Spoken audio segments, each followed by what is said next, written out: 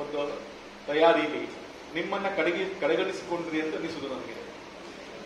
ಈಗ ಹೀಗೆ ಒಮ್ಮೆ ನೀವು ಹಿಂದೆ ಯೋಚನೆ ಮಾಡಿ, ಈಗ 32 ಇಯರ್ಸ್ಗೆ ನಂತರದವ್ರಿಗೆ ಆಗೋದಿಲ್ಲ ಅಂತ ಮೇಡಮ್ ಹೇಳಿದ್ರು. ಬಹಳಷ್ಟು ಜನ ರಿಲ್ಯಾಕ್ಸ್ ಆದ್ರಿ, ಓಕೆ ಇದು ನಮಗೆ ಸಂಬಂಧ ಇದೆ,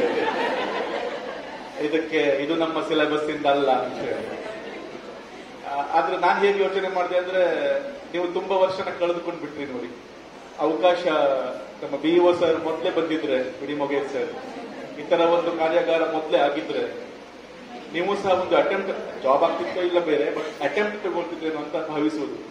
ಹಾಗಾಗಿ ಅದನ್ನು ಯಾರ್ಯಾರು ಔಟ್ ಆಫ್ ಸಿಲೆಬಸ್ ಅಂತ ತಿಳ್ಕೊಂಡ್ರಿ, ನನ್ನನ್ನು ಬಹಳ ಗಂಭೀರವಾಗಿ ಪರಿಗಣಿಸಬೇಕು. ಯಾಕಂದ್ರೆ ನಾನು ನಿಮ್ಮ ಮುಂದೆ ಒಬ್ಬ PhD ಮಾಡಿದ ಪಂಡಿತನಾಗಿ ಹೇಳ್ತಿಲ್ಲ, ಒಬ್ಬ PhD ಮಾಡಿದ ನಿಮಗಿಂತ ಸೀನಿಯರ್ ಸ್ಟೂಡೆಂಟ್ ಆಗಿ PhD ಹೇಗೆ ಅನ್ನುವ ಬಗ್ಗೆ 15 ನಿಮಿಷ 10 ನಿಮಿಷ ಮಾತಾಡ್ತಾರೆ. ಮೊದಲನೇದು, ನೀವೆಲ್ಲ ಯಾಕೆ PhD ಮಾಡುವ ಬಗ್ಗೆ ಯೋಚನೆ ಮಾಡಬೇಕು ಅಂದ್ರೆ, ನ್ಯೂ ಎಜುಕೇಶನ್ ಪಾಲಿಸಿ ಬರ್ತಾ ಇದೆ. ಡಿಗ್ರಿಯನ್ನ 4 ವರ್ಷವಾಗಿ ವಿಂಗಡಿಸಿ ಮೊದಲನೇ ವರ್ಷ ಕಳಿಸ್ತಾರೆ ಒಂದು ಪೇಪರ್ ಪಬ್ಲಿಷ್ ಮಾಡುವಂತೇಳಿ. ಹಾಗಾಗಿ ರಿಸರ್ಚ್ ಅಲ್ಲಿ ಇರೋದ್ರಿಂದ ಬಹಳಷ್ಟು ಅನುಕೂಲಗಳಿದ್ದಾವೆ. ಹಾಗಾಗಿ ನೀವೆಲ್ಲರೂ PhD ಮಾಡೋ ಬಗ್ಗೆ ಯೋಚನೆ ಮಾಡಬಹುದು. ಇನ್ನು 4ನೇದು, ಮೊದಲನೇ ನಾನು ಹೇಳಿದೆ ನೀವೆಲ್ಲ ತುಂಬಾ ಇಂಟೆಲಿಜೆಂಟ್ ಇದ್ದೀರಿ, ಆದ್ರೆ ಅದೊಂದು ಹಂತಕ್ಕೆ ಸ್ಟಾಪ್ ಆಯ್ತು. ಗವರ್ಮೆಂಟ್ ಜಾಬ್ ತಗೊಂಡ ತಕ್ಷಣ ಸ್ಟಾಪ್ ಮಾಡ್ಬಿಟ್ರಿ, ಆ ಇಂಟೆಲಿಜೆನ್ಸಿನ ನಿಲ್ಲಿಸ್ಬಿಟ್ರಿ. ಅದ್ರ ಮೇಲೆ ಈಗ ವರ್ಕ್ ಮಾಡೋಣ. 4ನೇದು, ಒಂದು ವೇಳೆ ನಾವು ಗೈಡ್ ಶಿಪ್ ತಗೊಂಡ್ರೆ, PhD ಮುಗಿಸಿ ಗೈಡ್ ಶಿಪ್ ತಗೊಂಡ್ರೆ ಪರ್ ಸ್ಟೂಡೆಂಟ್ಗೆ ಅರೌಂಡ್ 20,000 rupees ಪರ್ ಇಯರ್. ಇವೆರಡು ಈಗ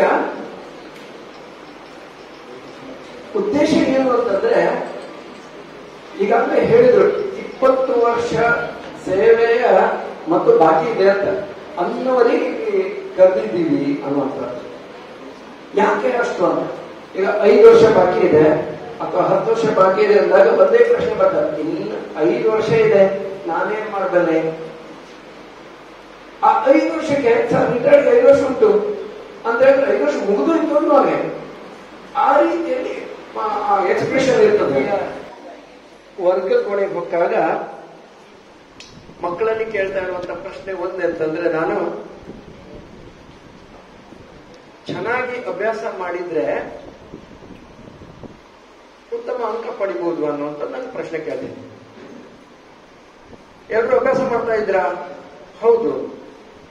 ಹೌದು ಅಂತಂದ್ರೆ ಎಲ್ಲರೂ ಎಷ್ಟು ತೆಗಿಬೇಕು? A+ ತೆಗಿಬೇಕು, A+ ಅಬೌವ್ ತೆಗಿಬೇಕು, ಅಥವಾ ಮಾರ್ಕ್ಸ್ ಕೊಟ್ರೆ 95 ಅಬೌವ್ ತೆಗಿಬೇಕು. A+ ಅಂದ ತಕ್ಷಣ ಕೆಲವರ ಕಣ್ಣು ಅನ್ನುವಂಥದ್ದು, ಬಾಯಿ ಮಾಡ್ತಾರೆ. ಅಂದ್ರೆ ಅರ್ಥ ಏನು ಅಂತಂದ್ರೆ, A+ ಅದು ನನಗ, ನನ್ನಿಂದನ ಅನ್ನೋ ಒಂದು. ಹಾಗೆ SSLC ವರ್ಗಕ್ಕೆ ಹೋದಾಗ ಸೇಮ್ ಪ್ರಶ್ನೆ ಬರ್ತದೆ, ಹೇಗೆ ನಡೀತಾ ಇದೆ ಅಭ್ಯಾಸ? ಚೆನ್ನಾಗಿದೆ. ಈ ಸಲ ಎಷ್ಟು ತೆಗಿಬೇಕು ಅಂತ ಇದ್ದಿದ್ರಿ? ಕೈ ಎತ್ತಿ. ಅಂದ್ರೆ ಒಂದು ಪಾಸ್ ಆಗ್ಬೇಕು ಅಂದವರಿದ್ರೆ ಎಲ್ಲರೂ ಕೈ ಮಾಡ್ತಾರೆ. ಇವೆರಡು ಈಗ ಉದ್ದೇಶ ಏನು ಅಂತಂದ್ರೆ, ಈಗಾಗಲೇ ಹೇಳಿದ್ರು 20 ವರ್ಷ ಸೇವೆಯ ಮತ್ತು ಬಾಕಿ ಇದೆ ಅಂತ ಅನ್ನೋರಿಗೆ ಕರೆದಿದ್ದೀವಿ ಅನ್ನುವಂಥದ್ದು. ಯಾಕೆ ಅಷ್ಟು ಅಂತ, ಈಗ 5 ವರ್ಷ ಬಾಕಿ ಇದೆ ಅಥವಾ 10 ವರ್ಷ ಬಾಕಿ ಇದೆ ಅಂದಾಗ ಒಂದೇ ಪ್ರಶ್ನೆ ಬರ್ತದೆ, ಇನ್ನು 5 ವರ್ಷ ಇದೆ ನಾನೇನ್ ಮಾಡಬಲ್ಲೆ? ಆ 5 ವರ್ಷಕ್ಕೆ ಸರ್ ರಿಟೈರ್ಡ್ 5 ವರ್ಷ ಉಂಟು ಅಂತ ಹೇಳಿದ್ರೆ 5 ವರ್ಷ ಮುಗಿದು ಇತ್ತು ಅನ್ನುವಾಗ ಆ ರೀತಿಯಲ್ಲಿ ಎಕ್ಸ್ಪ್ರೆಷನ್ ಇರ್ತದೆ ಅಂತ. ಬಟ್ ಯಾಕೆ ಚಾಯ್ಸ್ ಮಾಡಿದ್ರು ಅಂತಂದ್ರೆ, ನಿಮ್ಗೆ ಒಂದು ಅವಕಾಶ ಇದೆ, ಆ ಅವಕಾಶವನ್ನ ನೀವು ಬಳಸ್ಕೊಳ್ಬೇಕು ಅನ್ನುವಂಥದ್ದು ನನ್ನ ಆಶೆ. ಈಗೇನು ಹೇಳಿದ್ರು, ಮೇಡಮ್ ಹೇಳಿದ್ರು 32 ಇಯರ್ಸ್ ಲಾಸ್ಟ್ ಅಂತ ಹೇಳಿ. ನನ್ಗೆ ಇಲ್ಲಿ ಇದ್ದವ್ರ ಮಟ್ಟಿಗೆ 50% ಗಿಂತ ಕಡಿಮೆ ಜನ ಇದ್ದಾರೆ ಎಲಿಜಿಬಲ್ ಇದ್ದವರು. ನಾನು